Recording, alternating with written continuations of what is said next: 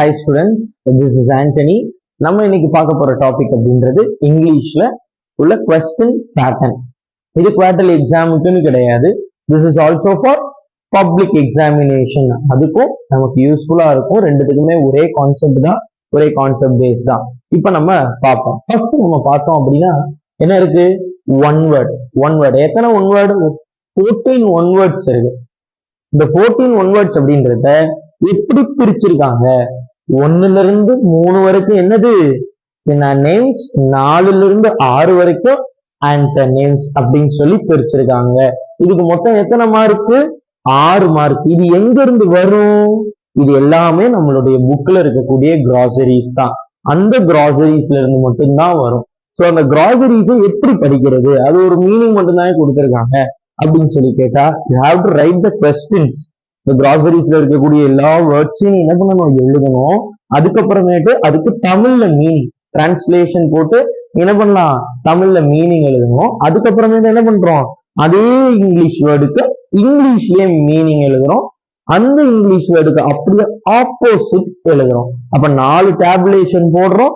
4 டேபுலேஷன்ல நமக்கு ஆன்சர்ஸ் கிடைச்சிரும். சோ இதுல என்ன படிச்சிடலாம்? அதுக்குரிய மீனிங்கும் படிச்சிடலாம், அதுக்குரிய இங்கிலீஷ் மீனிங்கும் தெரிஞ்சிடும், தமிழ் மீனிங்கும் தெரிஞ்சிடும், ஆப்போசிட்டும் தெரிஞ்சிடும். இதுதான் எப்பயுமே கேட்கறது. சோ மீனிங் தமிழ்ல தெரிஞ்சாதான் நம்மளால மீடியா அட்டென்ட் பண்ண முடியும். அதனால இது போல படிங்க ஆன்டனிம்ஸ் அண்ட் சினானிம்ஸ். அதுக்கப்புறமேட்டு 7ல இருந்து 14 மொதல் 6 கொஸ்டின் முடிஞ்சிருச்சுன்னா அதுக்கப்புறம் என்ன? 7ல இருந்து 14 மொத்தம் 8 mark.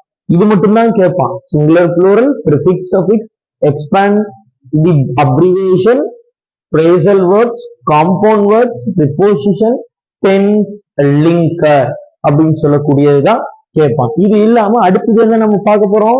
2 mark questions. 2 mark questions எதுல இருந்து எது வரைக்கும்? 15ல இருந்து 18 வரைக்கும். எத்தனை 2 மார்க் அட்டன் பண்ணணும்? 3 2 மார்க் அட்டன் பண்ணணும். இந்த 2 மார்க்லாம் எங்க இருந்து கேட்பான்? 7 லெசனுடைய 2 மார்க் தான் கேட்பான். இந்த 7 லெசன்ல இருக்கக்கூடிய 2 மார்க்ல நம்ம எத்தனை லெசன் படிச்சா போதும் அப்படின்னா 4 லெசன் படிச்சா போதுமானது. அதை விட அதிகமா படிச்சா சந்தோஷம் தான், படிச்சுக்கலாம், உங்க இஷ்டம்.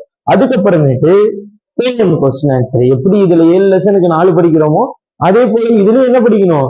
7 லெசனுக்கு 4 லெசன் கட்டாயம் படிச்சிருக்கணும். ஒரு லெசன் கம்மியா கூட படிக்க கூடாது. அப்ப குவார்டர்லி எக்ஸாமுக்கு இருக்கிறது 4 லெசன் தான். இந்த 4 லெசனை படிச்சுட்டா this is for also annual. ஆனுவலுக்குமே நம்ம போர்ஷன் கம்ப்ளீட் பண்ண மாதிரி. ஸோ 2 மார்க் விட்டுறாதீங்க, 2 மார்க்க படிச்சிருங்க.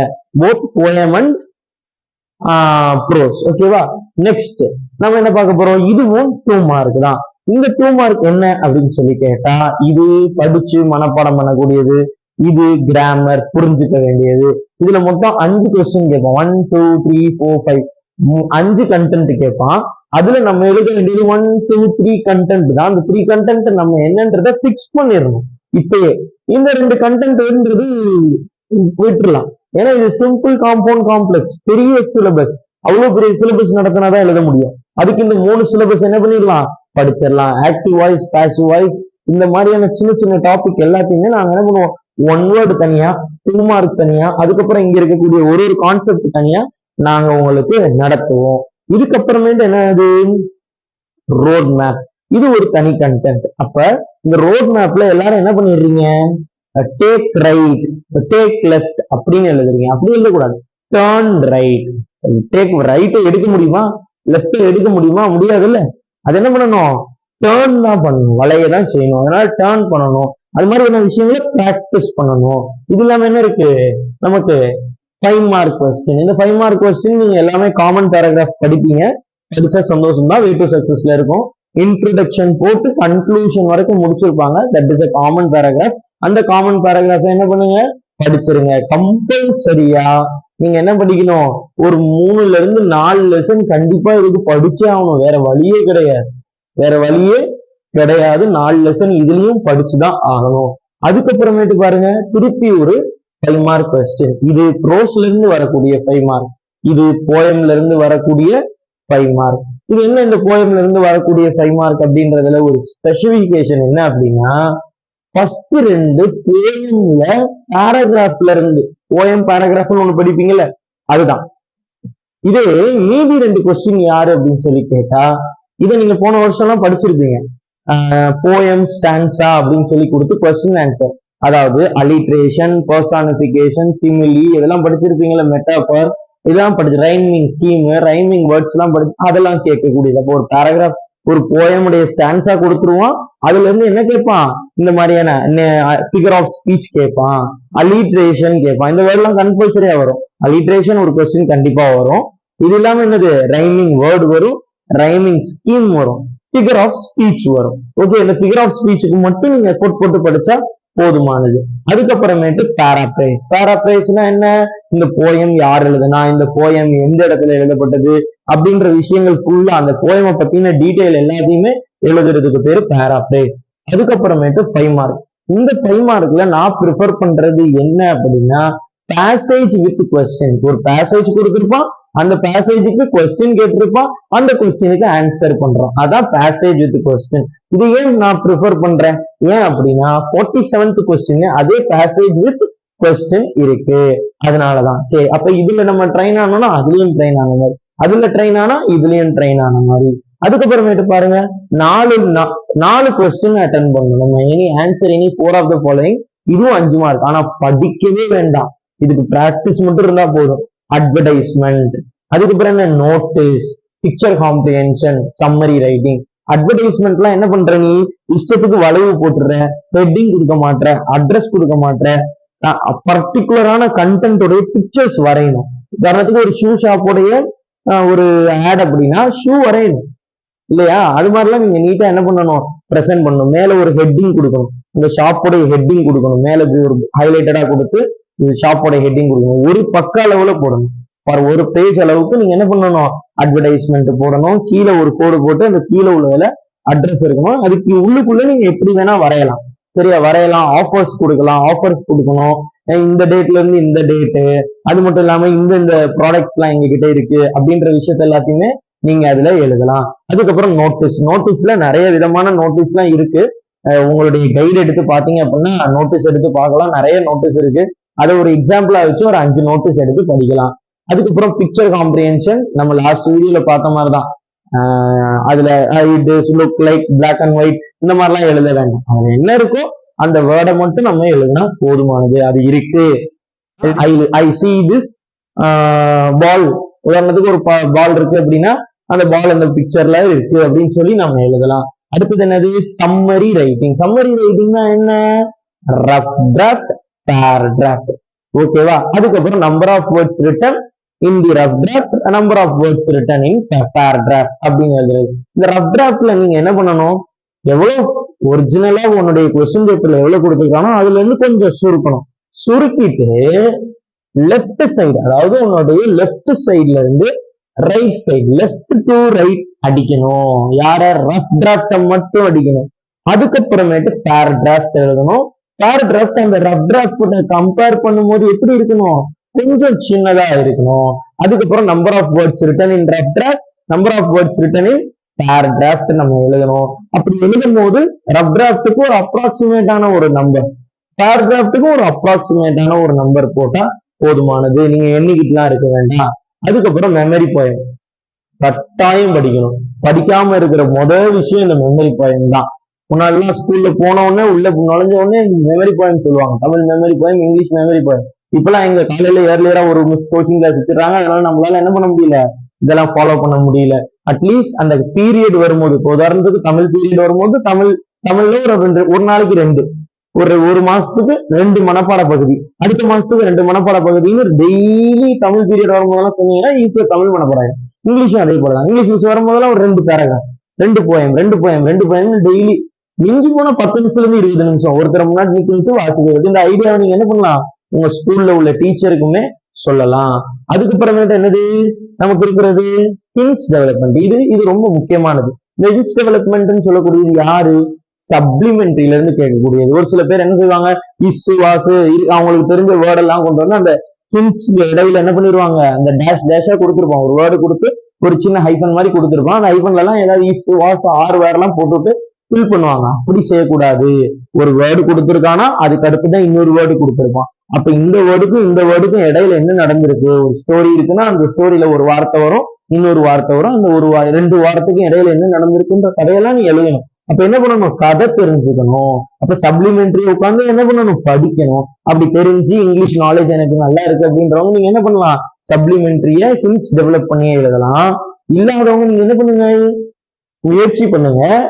இல்ல அப்படின்னா என்ன பண்ணலாம், நம்ம வே டு சக்சஸ்ல அது போல நிறைய கைட்ல எல்லாம் சப்ளிமெண்டரிக்கு என்ன பண்ணிருக்காங்க, பேராகிராஃப் கொடுத்துருக்காங்க.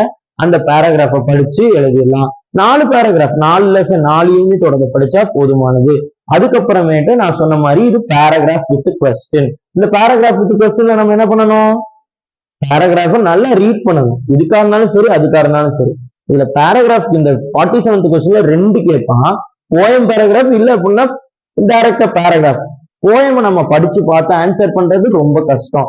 அதனால நம்ம என்ன பண்ணலாம், பேராகிராஃபை ஆன்சர் பண்ணலாம். ஸோ பேராகிராஃபை நல்லா ஒரு தடவைக்கு 2 தடவை வாசிச்சு பார்த்து ஆன்சரை கரெக்டா எடுத்து ஹைலைட் பண்ணி எழுதணும். நீங்க போயிட்டு உதாரணத்துக்கு கொஸ்டின்ல ஏதாவது ஒரு வார்த்தை இருக்குன்னா அந்த வார்த்தை அந்த பேராகிராஃப்ல எந்த லைன்ல வருதுன்னு பார்த்தா அதை அப்படியே தூக்கி எழுதிடக்கூடாது. அந்த லைனையே அப்படிலாம் எழுதுனா தப்பு தான் வரும், அதுல மார்க் கிடைக்காது. சரியா? அதனால அப்படி பண்ணக்கூடாது. பொறுமையா வாசிச்சு பார்க்கணும், புரிஞ்சுக்கணும். அதுக்கப்புறமேட்டு அந்த ஸ்டான்ஸா வாசிச்சு பாருங்க, ஆன்சர் உங்களுக்கு கண்டிப்பா ஞாபகத்துக்கு வரும். இது இல்லாம இது என்ன கோடு போட்டிருக்கோம் அப்படின்னு சொல்லி கேட்டா, இந்த பிங்க் கலர்ல கோடு போட்டிருக்கிறது எல்லாமே, பிங்க் கலர்ல கோடு போட்டிருக்கக்கூடிய எல்லா கண்டென்ட்டுமே என்ன பண்ணணும், நீங்க படிக்கக்கூடிய, நீங்க உட்கார்ந்து என்ன பண்ணணும், ஆன்டனிம்ஸ் சினோனிம்ஸ் எங்க இருக்குன்னு சொல்லிட்டேன். இனிமேல்ட்டு என்ன பண்ணணும், யாரோட வேலை அது, எங்களுடைய வேலை. உட்கார்ந்து நீங்க தான் படிக்கணும் ஆன்டனிம்ஸ் சினோனிம்ஸ். இல்லையா? கொஸ்டின் ஆன்சர்ஸ் எங்க இருக்குன்றது சொல்லியாச்சு, ஸ்கூல்ல நடத்திருப்பாங்க. அப்ப கொஸ்டின் ஆன்சர்ஸ் யார் படிக்கணும், உங்க வேலை தான். இல்லையா? அதே போலதான் பேராகிராஃப். ஓகேவா? இந்த ஸ்டான்ஸ் ஆகும் உங்களுடைய வேலை தான். அதுக்கப்புறம் இங்க இருக்கு மெமரி போயம், அதுக்கு பேரு மெமரி போயம்னே சொல்லிட்டாங்க. அப்ப மெமரி நீ தான் பண்ணணும். அதுக்கப்புறம் ஹிண்ட்ஸ் டெவலப்மெண்ட். இதெல்லாம் புரியல, எனக்கு அந்த கதையே தெரியாது அப்படின்னா கதையை போய் கேளுங்க. கதையை போய் உங்க ஸ்டாஃப்டையோ இல்ல நம்மளே வரக்கூடிய வீடியோஸ்ல அப்லோட் பண்ணுவோம். அப்ப என்ன பண்ணுங்க, கதையை கேட்டு படிங்க. கதை புரியாம படிச்சு வேஸ்ட், மெமரி ஆகாது. சரி, அதுக்கப்புறமேட்டு இந்த ப்ளூ கலர்ல இருக்கக்கூடியதெல்லாம் பாத்தீங்க அப்படின்னா ரோட் மேப் ப்ளூ கலர்ல ஹைலைட் பண்ணிருக்கோம். அதுக்கப்புறம் இங்க பேராப்ரைஸ் இதெல்லாமே ஹைலைட் பண்ணிருக்கோம். இதெல்லாம் என்ன, ஏன் ப்ளூ கலர்ல ஹைலைட் பண்ணிருக்கோம், அதை ரோஸ் கலர்ல ஹைலைட் பண்ணிருந்தோம், இது ஏன் ப்ளூ கலர்ல ஹைலைட் பண்ணி, ப்ளூ கலர்ல ஹைலைட் பண்ணிருக்கிறது எல்லாமே படிக்க வேண்டாம், பட் பிராக்டிஸ் இருந்தா ஃபுல் மார்க் எடுக்கலாம். அப்ப என்ன பண்ணணும், அந்த ப்ளூ கலர்ல ஹைலைட் பண்ணிருக்கிறது எல்லாத்தையும் நீங்க போயிட்டு உங்க கைடு ரெஃபரன்ஸை வச்சு இது எல்லாத்தையும் நீங்க ஒரு 2 எக்ஸாம்பிள் செஞ்சு பார்த்தா போதுமானது.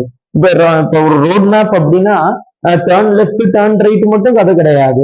ஒரு ரிங் ரோடு இருக்கும், அந்த தேர்டு வேல வெளியே போகணும் அப்படின்னா அதுக்கு எப்படி எழுதணும், இந்த மாதிரியான விஷயங்கள் எல்லாமே பிராக்டிஸ் பண்ணாதான் வரும். ஒரு தடவை பிராக்டிஸ் பண்ணிட்டா எல்லாமே நம்மளால செய்ய முடியும். ஸோ அதே போலதான் இந்த நோட்டீஸும் வெரி வெரி இம்பார்ட்டன்ட். அதுக்கப்புறமேட்டு பாருங்க, ஒரு மாதிரி கேர்வ்டு லைன்ல போட்டுப்போம். எஸ், இங்க கேர்வ்டு லைன்ல, இந்த கேர்வ்டு லைன்ல போட்டிருக்கக்கூடியது எல்லாமே ஹைலைட் பண்ணிருக்கிறது எல்லாமே நாங்க நடத்தணும். நாங்க இனிமேல் வர வீடியோஸ்ல இதெல்லாம் நடத்துவோம்.